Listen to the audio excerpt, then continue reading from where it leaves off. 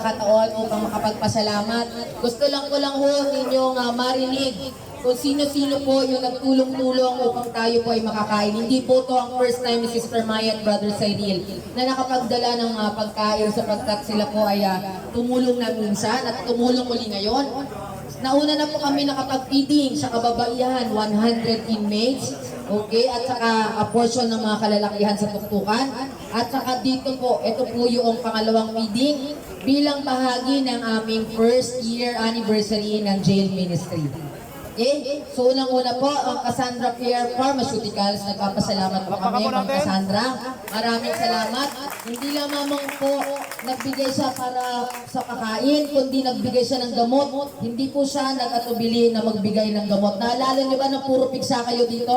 Naalala niyo ba na yung bayabas na lang ang ginagamit ng mga nurse niyo dito para may pakulo ang bayabas dahil wala naman kayo sapat na gamot? Kasama po siya sa nagbigay ng mga gamot na yon para hindi niyo na maramdaman yung kirot. Dahil lahat na may pigsa, mula paa hanggang tuktok niyo hanggang bunbunan meron, naalala niyo yon? Kasama po siya na nagpadala ng gamot. Ayan, si Michelle Binaventura at Erwin Binaventura, unang-unang mga nagpadala ng gamot. Maraming salamat. Sister Cecil po, ang CEO po ng Heart of Joy Foundation. Yan po ay ilang beses nang nakapagpakain. Okay, at saka po ang Christian Women of Metro Manila. Yan po ay ang aming organization ng kababaihan ng Church of Christ. Nagpadala din po sila. 2 beses na po kami nakapagpakain. Ayun po yung pangalawa sa pamamagitan ng kanilang tulong. Ganon din po ang Church of Christ Lealtad. Grabe po, yun po ay dahil po mga babautismuhan ngayon is around, I think, sila po ay nagpadala ng personal hygiene kit. Meron po kayong matatanggap shampoo, toothpaste, detergent powder, panlaban ng inyong mga damit, pati po safe guard, pati po sabon na pangpaligo, para po sa inyo, mahal na mahal po nila kayo. Also, nagpapasalamat po kami kay Konsehal Tikboy. Naalala niyo po si Konsehal Tikboy Marcelino?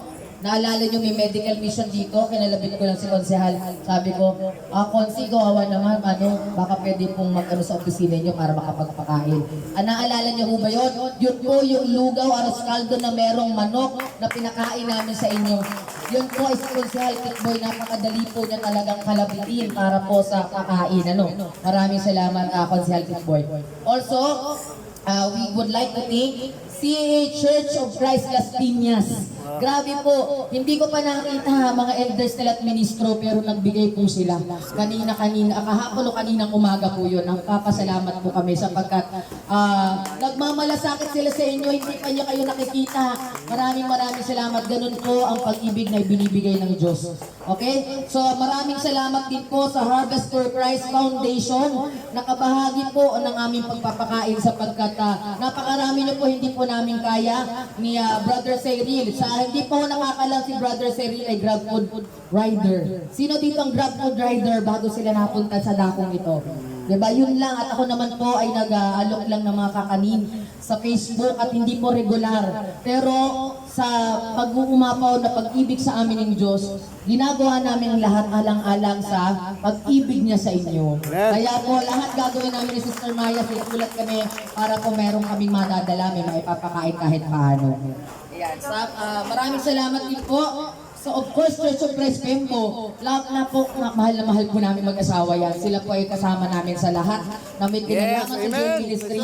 Pati pag-aasikaso ng baptismal certificate nyo, sila nag-aasikaso.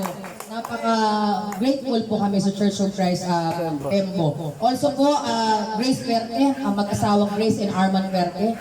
Alam niyo na, mga best friends natin yan. Maraming salamat. Kay Tin and Anna, magkapatid na mga Melendres, maraming salamat.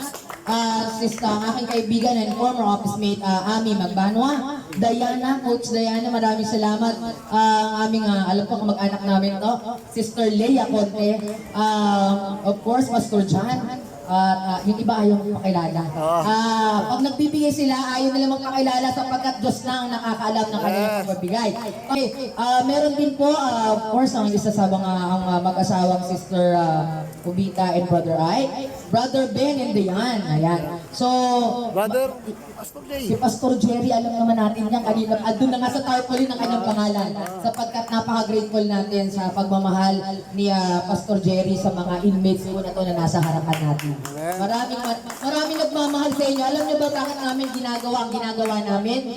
Kasi iniibig kami ng Panginoon. Amen. Ang sarap ng pag-ibig ng Panginoon na binigay sa amin. Kailangan maranasan yun. Kaya gusto namin na lahat kayo makakilala sa Panginoon. Ang tunay na kalayaan ay kapag may Kristo ka na sa iyong buhay. Amen? Brother Albert? Ayan. So maraming salamat po. At ang iba po hindi ho nila gusto magbigay ng i-mention ang kanilang pangalan at ayoko naman sila magkampo sa akin. So yun lamang po, kakain na po tayo. Pipila po muna dito yung mga hindi babautismohan. Yung mga babautismohan, maiiwan kayo dito. Alam nyo dahil nagpalis na kayo. Okay? May pagkain po kayo mamaya. Ayan, unang-una, kanino tayo dapat magpasalamat? Panginoon. Sa Panginoon. Pinasangkapan lamang kami, lahat po kami dito ha. Sa Panginoon po ang lahat ng papuri.